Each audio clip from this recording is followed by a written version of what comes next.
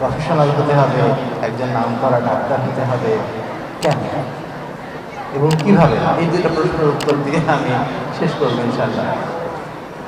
আমারও একসময় যখন আমি ছোট ছিলাম, মানে আমি যখন স্টুডেন্ট ছিলাম, আমার প্রধান উদ্দেশ্য, আমি চিন্তা করতাম কেন আমি এই লেখাপড়াটা করছি, যে আমি ডাক্তার হবো, সেবা করবো, এইসব জিনিস ছিল কিছু কিছু মাইন্ডে। কিন্তু সবচেয়ে বড় আমার মানে ইয়ে ছিল হচ্ছে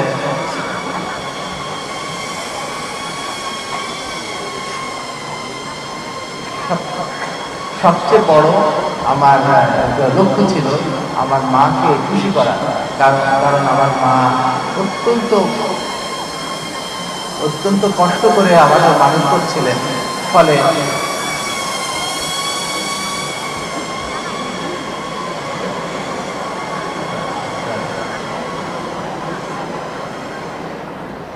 সেটা আমার বড় লক্ষ্য ছিল যে আমাকে প্রথম হতে হবে কিংবা এটা হতে হবে। আমি অত্যন্ত মানে সজাগ দৃষ্টি রেখেছিলাম আমার পড়াশোনা, তো এটা আমার একটা উদ্দেশ্য ছিল। কিন্তু এখন এই শেষ বয়সে এসে মনে হয় উদ্দেশ্যটা ঠিক হয় না। উদ্দেশ্য কেন আমাকে সবচেয়ে ভালো ডাক্তার হতে হবে? এটা একটা ছোট্ট ইয়ে বলি যে আমরা সবাই ডাক্তার। আপনার কাছে একজন রোগী আসে, আপনার চিকিৎসা নিতে আসে। আমার চিকিৎসাটা যদি ত্রুটিপূর্ণ হয়, যদি আমার চিকিৎসাটা যদি ঠিক না হয়, আমার চিকিৎসাটা যদি খুঁতযুক্ত হয়, তাহলে সেই চিকিৎসার সেবাটা মনে হয় আল্লাহ পাকের কাছে গ্রহণীয় নয়। এক্সাম্পল কি? ধরুন আমি কোনো দুধের ব্যবসা, আমি দুধ বিক্রি করি, দুধের ভিতরে খুঁতযুক্ত দুধ বিক্রি করি। আল্লাহ পাক সেই দুধ বিক্রেতাকে গ্রহণ করবেন? মনে হয় না। আপনি ধরেন আমি শার্টের ব্যবসা করি কিংবা কোনো কাপড়ের ব্যবসা করি, কাপড়গুলিতে খুঁতযুক্ত কাপড় আমি বিক্রি করি। আল্লাহ পাক সেই খুঁতযুক্ত কাপড় কি ব্যবসাটাকে গ্রহণ করবেন? আমার মনে হয় না।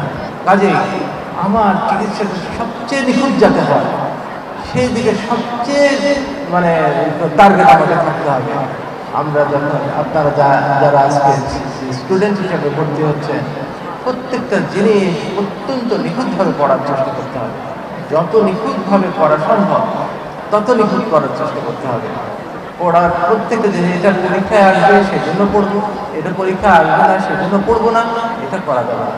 কারণ হয়তো একটা ছোট্ট জ্ঞানের অভাবের কারণে আমার চিকিৎসাটা ত্রুটিপূর্ণ হয়ে যাবে। এই জিনিস থেকে আমাদের সরে আসতে হবে।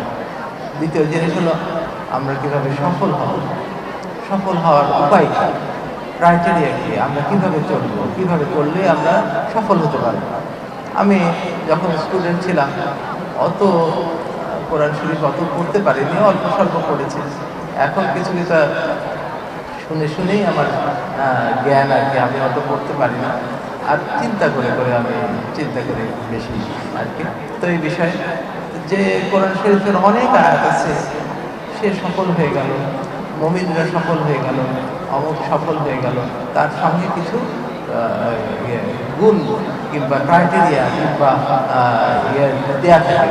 তার ভিতরে সবচেয়ে কম শর্ত আছে একটা আয়াত, বিসমিল্লাহ, কাদ আফলাহা মান তাযাক্কা ওয়া যাকারা ইসমা রাব্বিহি ফাসাল্লা।